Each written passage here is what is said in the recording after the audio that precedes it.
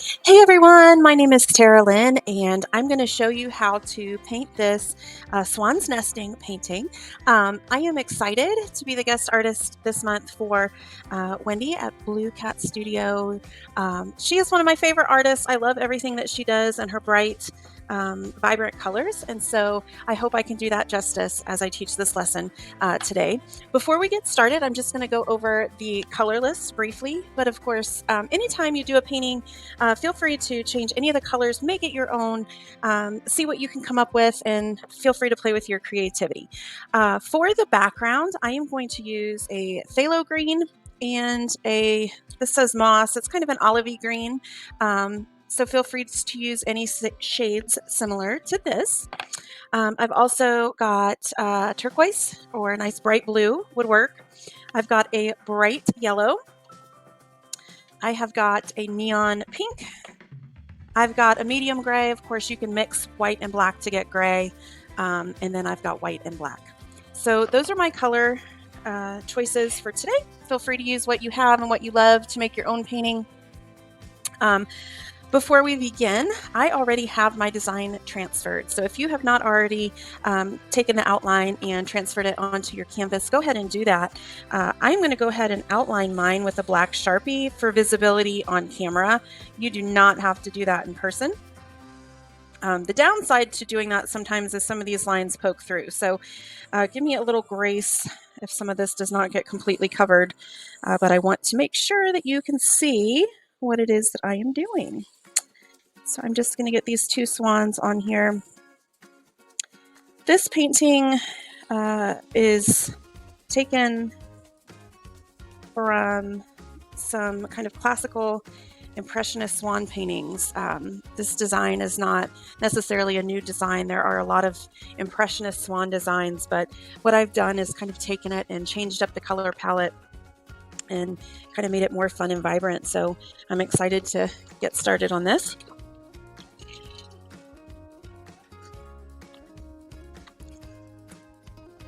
All right, the first thing that I'm going to do is block out my colors. And so for the background, I'm going to get my phthalo green. For the bodies of the swans, I'm going to get this bright turquoise. And I'm going to start just blocking in colors. So the most common paintbrushes I'm going to be using today are flats and around maybe for some of the details around the eyes. But almost everything that I do today is going to be done with a flat brush. And so the first step is just to block out the colors in the background. So up top here, we've got background. In between this, swan's neck here, we've got some background. And so I'm just going to get a nice base coat of this phthalo green. And by blocking out these colors, it's just a nice, easy way to get started and to get rid of the white of that canvas.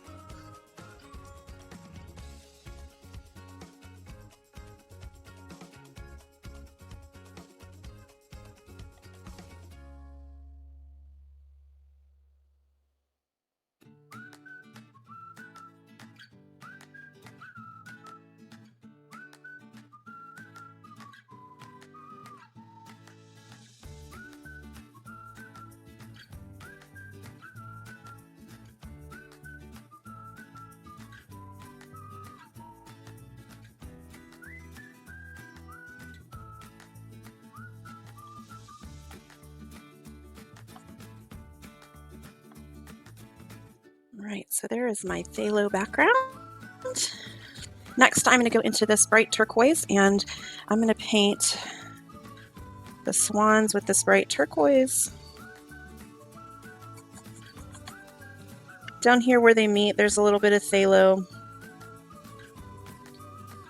Don't forget that little triangle like I did.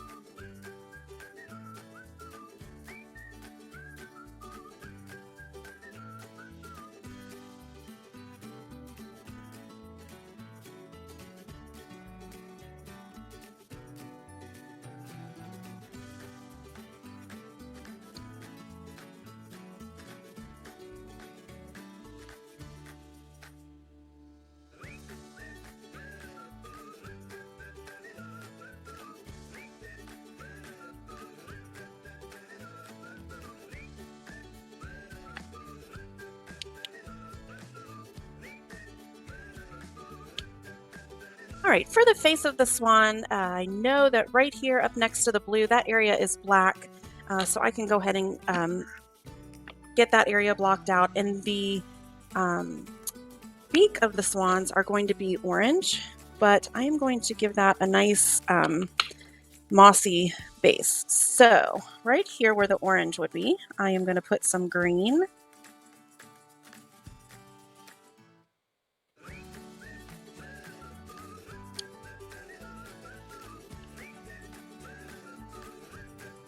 And we're just kind of laying down some bright underlayers that are going to pop, because swans are mostly white and we really want to have some nice vibrant colors in here.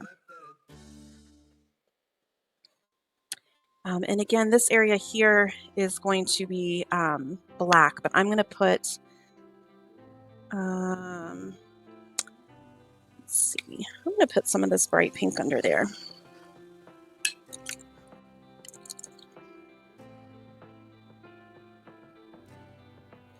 Now, this color scheme is very different, right? This is not what swans would normally look like. And we are going to let this dry and change this up. So right now we're kind of painting almost the reverse of what we want a lot of these colors to be.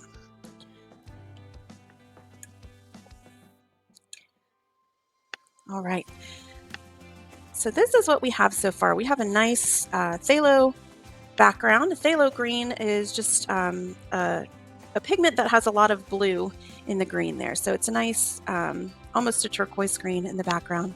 We've got this bright turquoise blue where the swans are.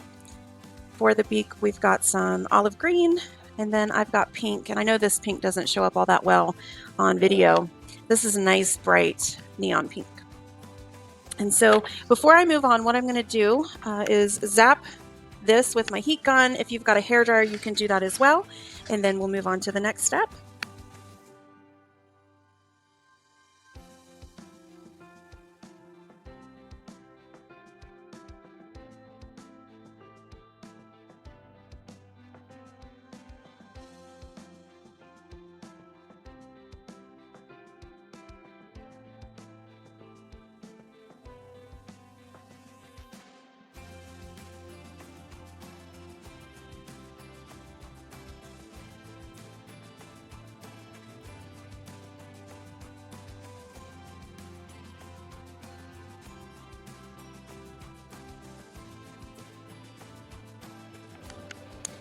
All right. I like to work background to foreground when I'm working with acrylics. And so what I'm going to do now is we're going to add a second layer of color to that background. So we started with that deep phthalo. So I'm going to get some moss green on my palette here and just a little bit of yellow.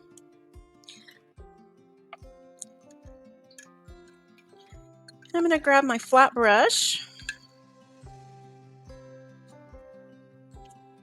And I'm going to lay down some color on top of the phthalo. So I'm going to go right into this olive green. And everywhere I've got phthalo, I'm just going to start making brush strokes. Now I don't want to hide all of that fun phthalo green. So it's okay if there's a little bit of edge. It's okay if some of that color pops through. This is where that fun kind of impressionist look comes in. We're going to let these colors blend. And so I'll lift this up. You can see I'm not completely covering that. And I'm moving my brush in all different directions so that there's not consistency in those brush strokes. Just a little bit this way, a little bit that way.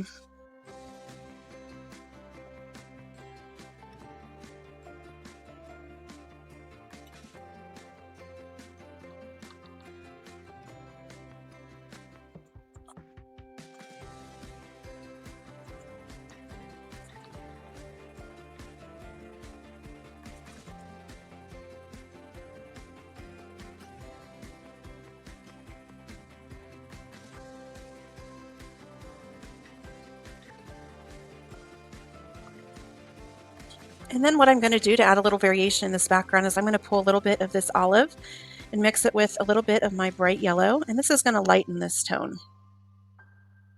So I can add some of this yellow green up here at the top, blending that in, again, going in different directions, being careful not to hide all of that pretty phthalo that's underneath.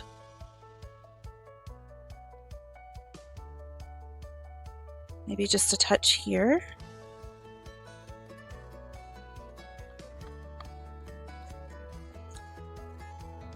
I'm going to wipe off my brush. I don't need to wash it because we're sticking with these green tones. And then I'm going to pull out a little phthalo and a little bit of that olive and mix those two together.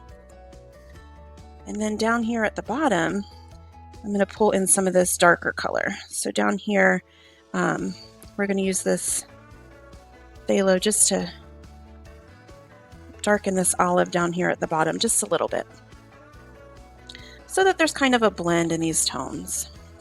So it's brighter up in the left corner, gets a little darker in through here. You can see my brush strokes are intentionally visible.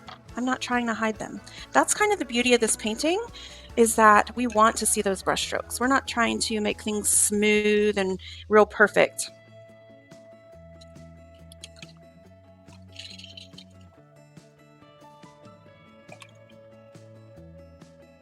All right, next I'm going to start adding some layers on the swans here. And so for that, I'm going to need white, and I'm going to need a medium gray. If you don't have a medium gray pre-mixed, you can just mix white and black, and you want kind of a shade that's about halfway between white and black. The first thing I'm going to do, because the swans are mostly white, is I'm going to come through with my flat brush, and I'm going to add in just kind of a clean, well, I guess a messy, not clean at all, layer of white through here. So same process, I'm just moving back and forth, left and right, up and down with these brush strokes, letting some of that blue poke through.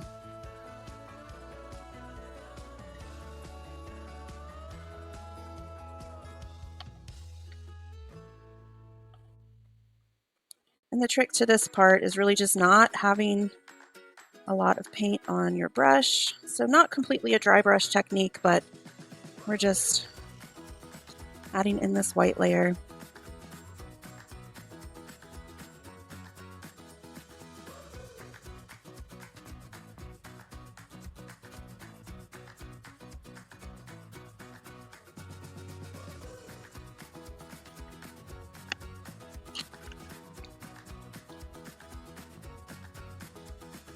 Now for the swan over here on the left, she has wings as well, but we're going to add this white layer to every area we've got that pretty turquoise.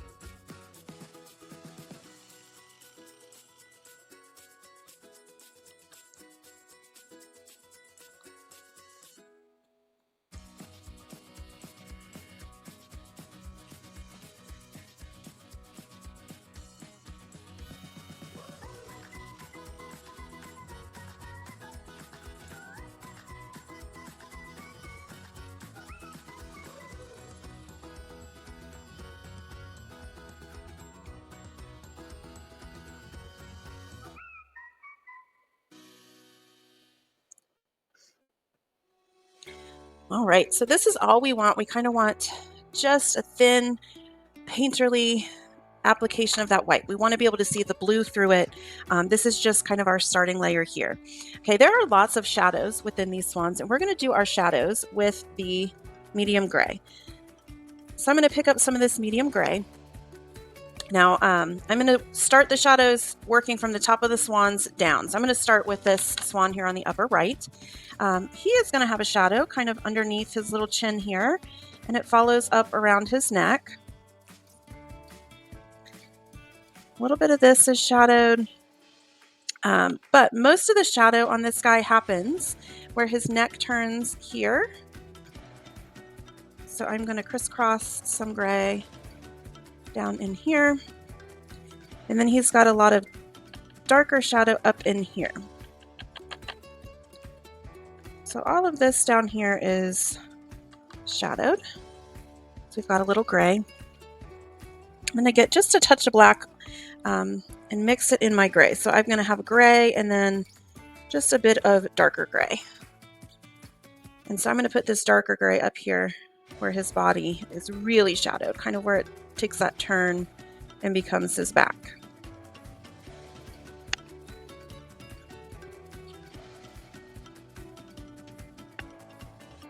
So right now the light area is the white, is where the highlight on the swan is. The gray is where the shadows would be. I'm going to do the same thing on this lady over here. So I'm going to take my medium gray, and her neck starts to get shadowed right about here. Again, as you're working, be cautious. Use light coats of this paint. Make sure you can see some of that blue through it. It gets really thin shadow through here. She has some shadowing on her back here. And then the darkest shadowing is down here.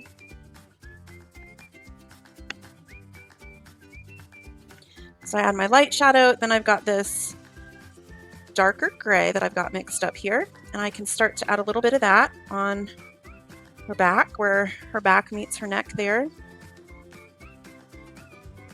Be real free and loose with this. So dark colors right there. Then we're going to get some of that darkness down here in that corner.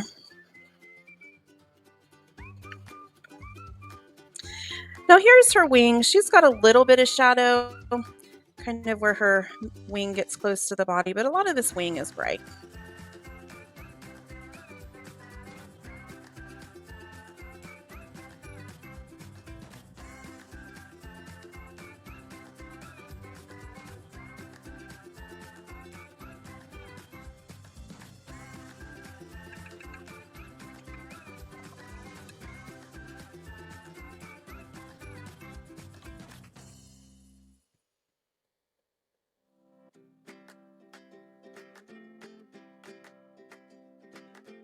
All right, I'm going to come back through with some white on these swans. So the highlight of the swans is mostly going to be at the top of their heads. So I'm going to come back through with some of this bright white and just crisscross some of this light white up here at the top of her head. And then his head is turned a little bit, but he will have some highlight, some white highlight up here where the black of his face meets, and then it'll follow along the tippy top of his neck there. Down here where his neck curls, this is some bright highlight. So pretty much anywhere we didn't put that gray, okay, we're going to come back through and add a little more of this white. So over here, we've got the top of her head. We've got up here on this wing. Nice and bright.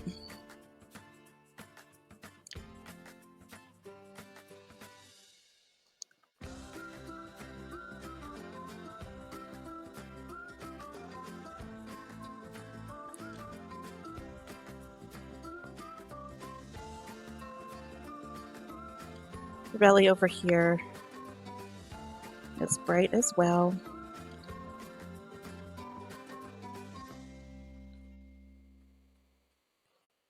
Now anywhere you've got the light and the shadow areas mixing, I'm going to mix a little bit of this medium gray with some white. So anywhere these two areas are contrasting, you can kind of come through and just add a few brush strokes of a lighter gray. And that's just going to tone down the harshness of where these two colors meet. Of course, if your paints are wet, you can blend them out a little bit.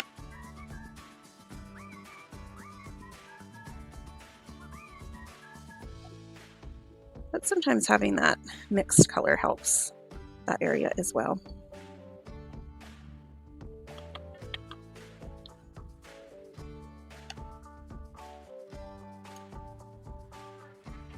All right, I am going to go to a small flat brush, and I'm going to start working on this beak and black area up here, okay? So I want my beak to be orange. I'm going to mix my bright yellow with some of my neon pink. That's going to give me a pretty bright orange. Now I don't want to lighten this too much, but I am going to add just a pinch of white to it for a little opacity.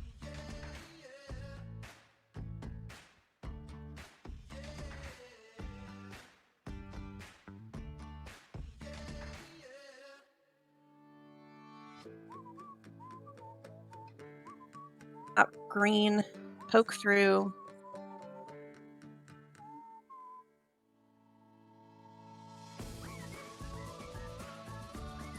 And for the most part, there's not a whole lot of shadow and highlight in here.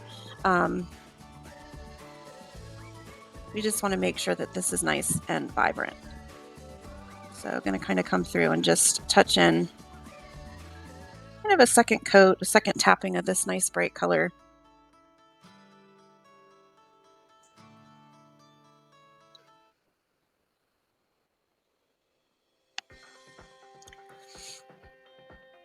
All right, I'm going to wipe off or clean this flat brush. And I'm going to go right into my black. So the black is going to cover pretty much the entire pink area. Again, we want patches of that pink kind of poking through there, so don't hide it completely.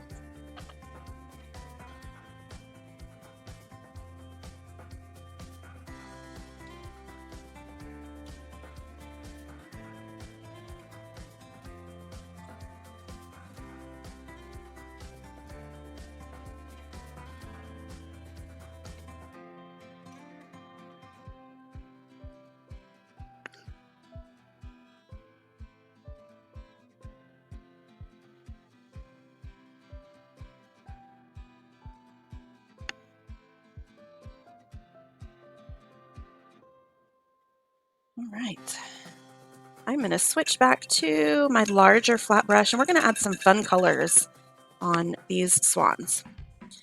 So this isn't completely dry. My paint's not completely dry, but I can add in some fun yellows and pinks and really kind of brighten these swans up. So what I'm going to do is I'm going to start, let's see, I'll start with my pink here, and I'm just going to dip into it. And I'm going to add just some touches of pink on this wing.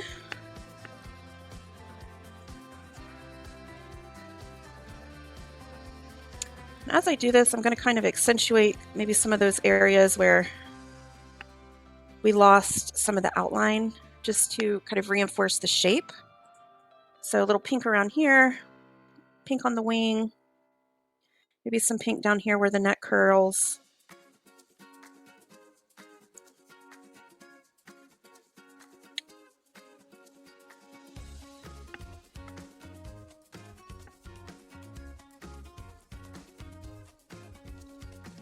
Some nice bright color on the top of her head.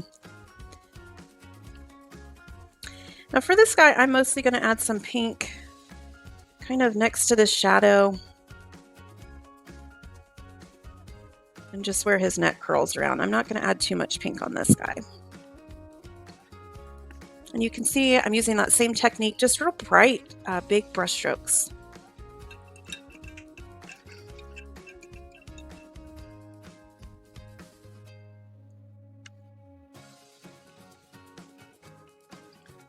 All right, then I'm going to dip into some yellow.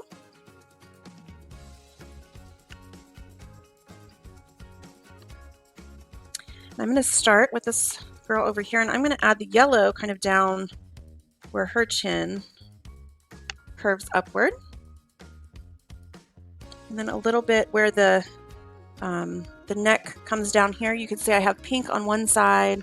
I'm going to just tap in some of these yellow brush strokes around that curve of her body on the opposite side.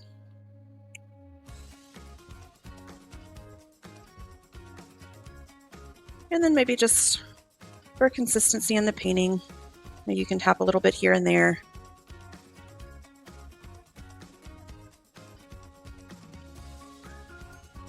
All right, so for this guy on this side, I'm going to take my yellow, a little heavier around his chin.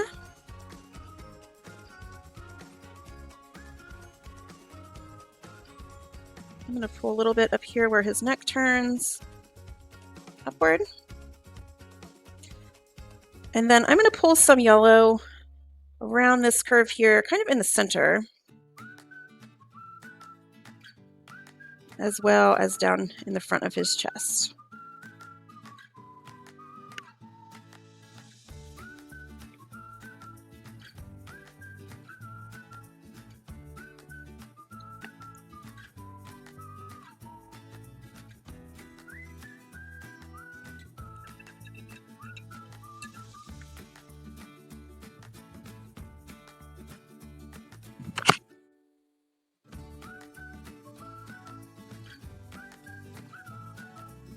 And so this is the main composition here. You can adjust and add kind of some finishing touches wherever you feel like it needs to.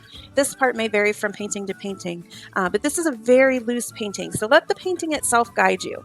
I've got this olivey yellow mix over here that I used to kind of lighten up some of this background. I'm going to add just a pinch of white to that. And I might add just a few little glimmers of this light color, just to kind of brighten that up.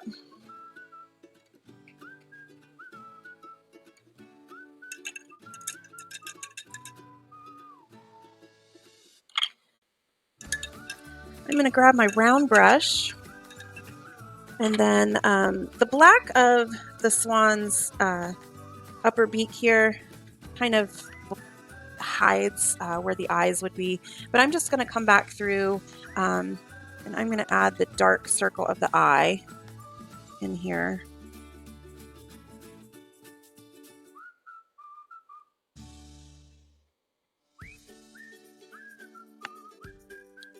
And then I can almost even just add a little highlight of that white in there. And when we do that, the idea is not to see the eye, but just to make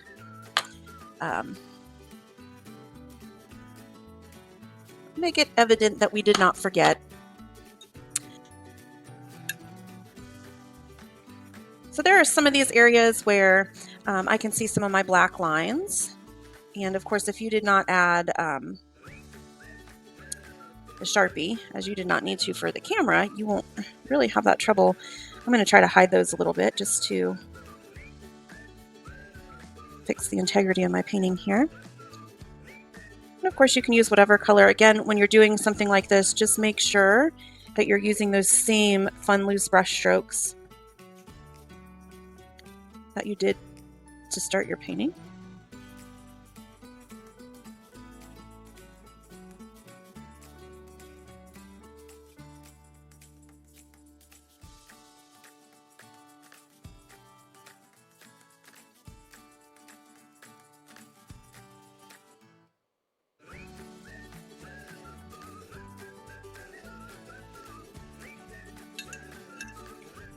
Right, and the very last thing that I'm going to do is paint my edge. And usually what I do is just choose a color that I've got left over on my palette and go around my edge. Of course, you can use anything, but I'm going to go ahead and do black around my edge. Now remember, as you're finishing this, whether you're painting for just relaxation and pleasure, or whether you're planning on using this to teach a paint party, make it your own. You can change up the colors. What makes this look like swans together is that we've got the nice white fading into the gray, so you can tell that it's a swan, and then you add those fun punches of color. We've got the underlayer poking through. Again, you can change that underlayer, so it doesn't have to be the same set of colors. You can make it mostly warm tones. You can make it mostly cool tones. You could do it all in neon. You could do it all in pastel. You really can change this in a variety of ways. So I am just going to get these edges finished here.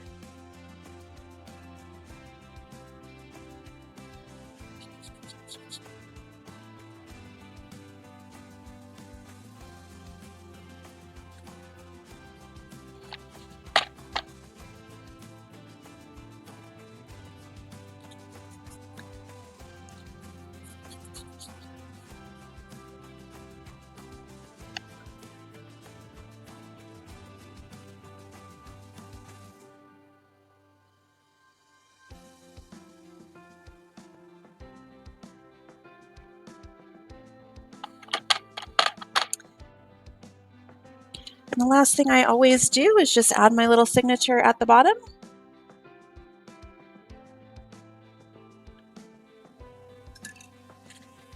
And there you have it, art friends. There is my completed Swans Nesting. I hope you will share yours, whether it's just a personal creation or you have lots of paint parties. Make sure you share that with the Blue Cat Studio Inner Circle. I cannot wait to see what you create. Have a great day, everyone.